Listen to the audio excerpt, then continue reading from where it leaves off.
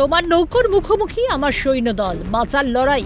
গানের সঙ্গে বাস্তবের মিলটা অনেকটাই। কে বলছেন সত্যি, কে নিয়েছে মিথ্যার আশ্রয়, কে বা বাঁচতে চাইছেন মাটি খুঁড়ে সত্যি জানতে অভিষেক কুণালকে বসিয়ে মুখোমুখি জিজ্ঞাসাবাদ সিআইডির। বিধানসভায় সই জালিয়াতি কাণ্ডে রবিবার প্রায় 8.5 ঘন্টা জিজ্ঞাসাবাদ করা হয় অভিষেক বন্দ্যোপাধ্যায়কে। অন্যদিকে কুণাল ঘোষকে প্রায় 4 ঘন্টা জিজ্ঞাসাবাদ চলে। মুখোমুখি দুই হেভি ওয়েটকে প্রায় 1 ঘন্টা জিজ্ঞাসাবাদ করা হয়। সূত্রের খবর, প্রথমে অভিষেক বন্দ্যোপাধ্যায়কে জিজ্ঞাসাবাদ করা হয়, তারপর কুণাল ঘোষকে চলে জেরা। এরপর ক্রস ভেরিফিকেশনের জন্য দুজনকে মুখোমুখি বসে জিজ্ঞাসাবাদ করা হয়। জিজ্ঞাসাবাদ প্রসঙ্গে কুণাল বলেন, আমি সহযোগিতা করেছি, কোনো বিতর্কিত কাজ করিনি। তদন্তের ব্যাপারে বাইরে কোনো কথা বলবো না। আমি তদন্তে সহযোগিতা করেছি, আমি কোনো দোষ কোনো বিতর্কিত কাজ আমি করিনি। আমার সইটা আমার, এবং দ্বিতীয় কোনো ব্যক্তির সই আমার করার কোনো প্রশ্নই নেই। বাকি তদন্তে আমায় যা সহযোগিতা করতে বলেছেন আমি সহযোগিতা করছি।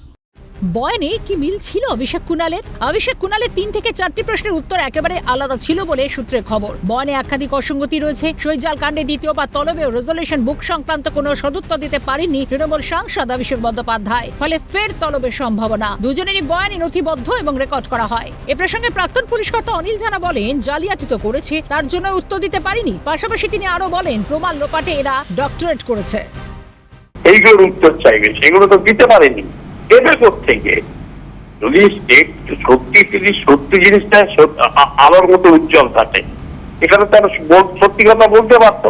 জালিয়াতি একটা কিন্তু করেছে, যার জন্য এই উত্তরগুলো দিতে পারছে না। এখন রিজলিউশন বুক যদি না পায়, এ তো প্রমাণ লোপাটে, এরা তো একটা ডক্টরেট করেছে। আরজিকরের কেসই বলো, হাসকালির কেসেই বলো, বা সারদা নারদার কেসেই বলো, এরা পুলিশকে দিয়ে করিয়েছে। হ্যাঁ, এইটা তো ডক্টরেট করা।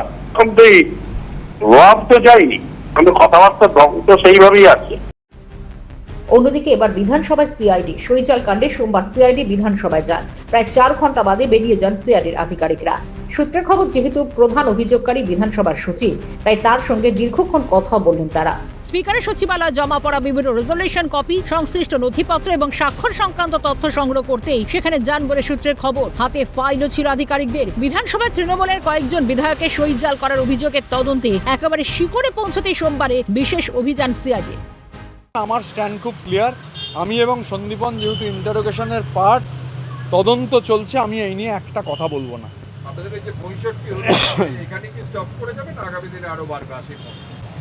এখন কালকে কি হবে বলার ক্ষমতা আমার নেই। মানে বস্তুবাদী যে ধারণা, সেই বস্তুবাদী ধারণাতে ডায়ালেকটিক্সে কী হবে এরপর সেটা বলা যায় না। আমি আপাতত আজকের কথা বলতে পারি, কালকের কথা কালকে দেখা যাবে। একটা কৌশল ব্যবহার করছে যে তাদের যেহেতু দিল্লিতে সংখ্যার প্রয়োজন আছে, সেই জন্য তারা প্রকাশ্যে বৈঠক করছে। আপনাদের সঙ্গে তাদের এখন সংখ্যার প্রয়োজন নেই, সেজন্য আপনাদের সঙ্গে কখনো প্রকাশ্যে বৈঠক নয়।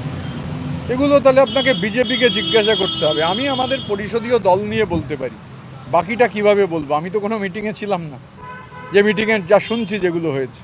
আপনারা মানে তৃণমূল হিসেবেই থাকবেন, সদর্থক বিরোধিতা করবেন? সদর্থক এবং গঠনমূলক বিরোধিতা করব। যেটা বিরোধিতা করার প্রয়োজন সেটা বিরোধিতা করব। যদি কোনো পজিটিভ কাজ হয়, শুধু বিরোধিতা করতে হবে, এই নিয়ে লাফালাফি করব না।